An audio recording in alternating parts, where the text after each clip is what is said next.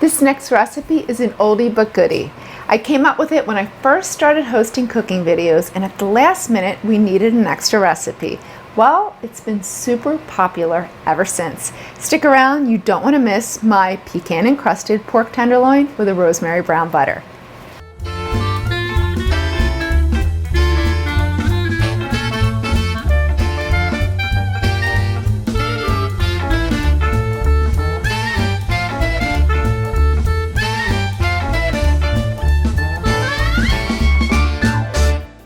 Hey guys, so did I have you at brown butter?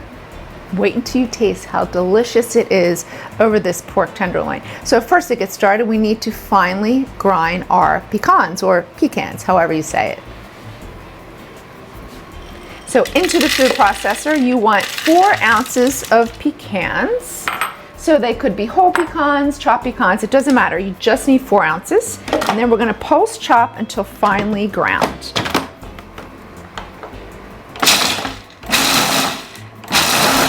So now you just want to add the pecans into a bowl because we're going to coat the pork tenderloin in them, along with 2 eggs.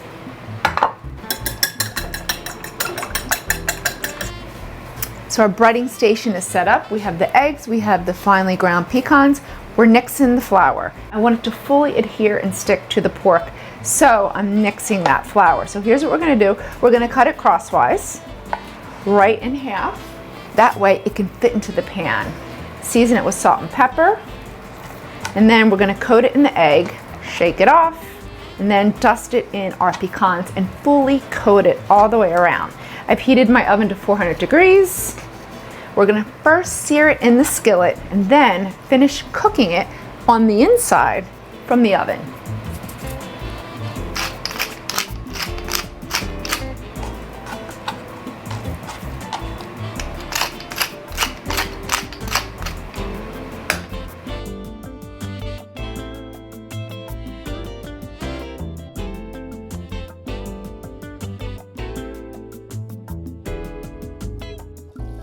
You want to set this at room temperature, just like it is.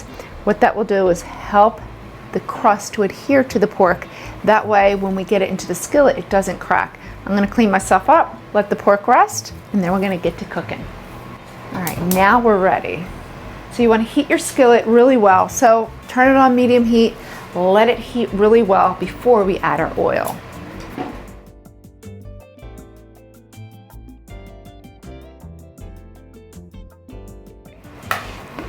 All right, once your oil is heated, now you just want to add the pork. So I have a 10-inch skillet, and that really is the perfect size for about a pound, pound and a quarter pork tenderloin. And of course, we've cut it in half, that way it fits perfectly. So we're just going to brown it on about 3 sides, about 1 to 2 minutes on each side. So we just want it golden. So when I came up with this recipe, it was really on a whim. We needed another recipe, and I thought, I don't even know how I came up with it. I just came together so quickly, and as you can see, it's a really easy dinner any night of the week. Beautiful. So you want it lightly golden. So you want to brown it on the other side. So you could do either 2 to 3 sides. It all depends on how the pork tenderloin is behaving.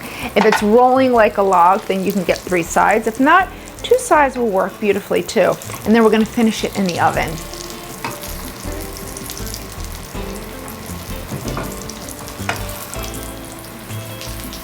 We want to cook it until medium doneness, about 10 to 15 minutes, internal temperature of 150 degrees.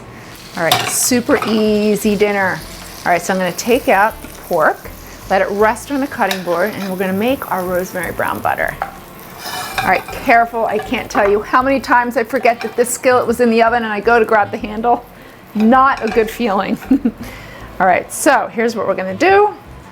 We got about 2 to 3 sprigs of the rosemary, 1 stick of butter. Yes, it's okay. 1 stick, everything in moderation, right?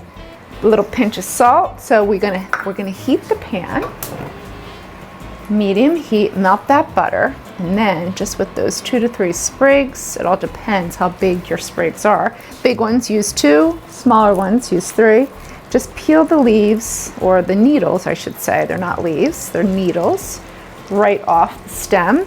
So here's how you're gonna do that. You're gonna hold the stem, pinch, and pull, just like that. Perfect. So this is gonna infuse great flavor in the butter. So we're gonna brown the butter. You wanna be careful, you don't wanna burn it. So just keep swirling your pan, moderate your heat. And once you see those milk solids start to get a little golden, cut the heat. So our pork is rested.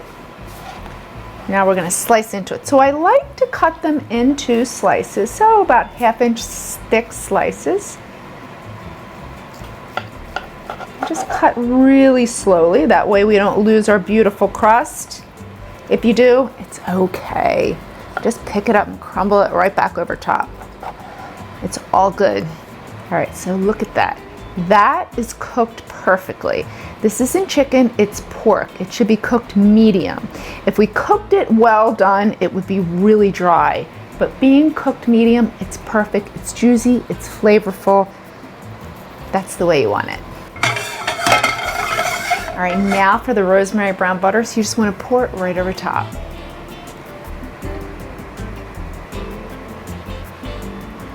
And that is your easy, delicious dinner any night of the week. Look how beautiful, so beautiful. For this recipe, head over to the newspaper's website. I'm Shereen with Cook This. Thanks for joining me. I'll see you next time.